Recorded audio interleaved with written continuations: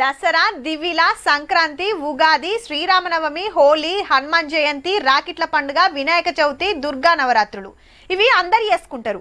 కానీ తెలంగాణలో మాత్రమే చేసుకునే పండుగలంటే బతుకమ్మ, బోనాలే. మొన్నటిదాకా ఆషాఢంలో బోనాలు జోరుగా ఎక్కించిండ్రు అమ్మవార్లకు. ఇప్పుడు శ్రావణం నడుస్తుంది.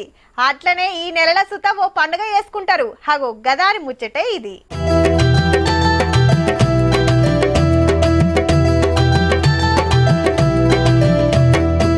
వారెవ్వా, దండలు, రంగులు, బుగ్గలు, గజ్జెలు, ముకుతాడ్లు, పగ్గాలతోని ఏమన్నా సింగారిస్తుర్రా? మోదాలు ఇంటికాడ ఇట్లా బసవన్నకు పూజలు చేసి అటెన్క హనుమాన్ గుడి, పోచమ్మ గుడి కాడికి ఊరేగింపుగా తీసుకుపోయి ప్రదక్షిణలు చేపించి మళ్ళా ఇంటికి రాగానే పూజలు చేసి నైవేద్యం తినబెడతారు.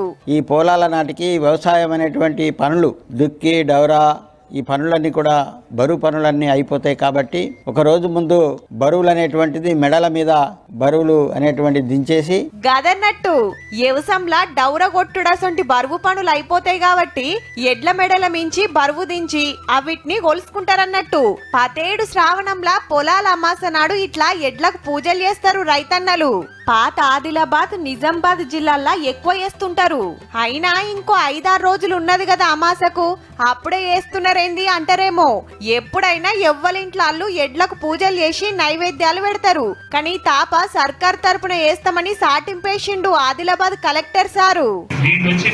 జిల్లాలో కూడా ఇది మంచిగా హైలైట్ అయింది. మొత్తం తెలంగాణ రాష్ట్రం, మొత్తం తెలంగాణ ప్రజలు కూడా పొలాల పండుగ అంటే అద్భుతం ఉంది. పొలాల పండుగ వెనక ఏముంది? వ్యవసాయంలా దినమింత ఎడ్లాడకం దగ్గుతున్నాయల్లా గిసొంటి పండుగ చేస్తామనుడు తోటి చిన్న సంబురం కాదు రైతులది.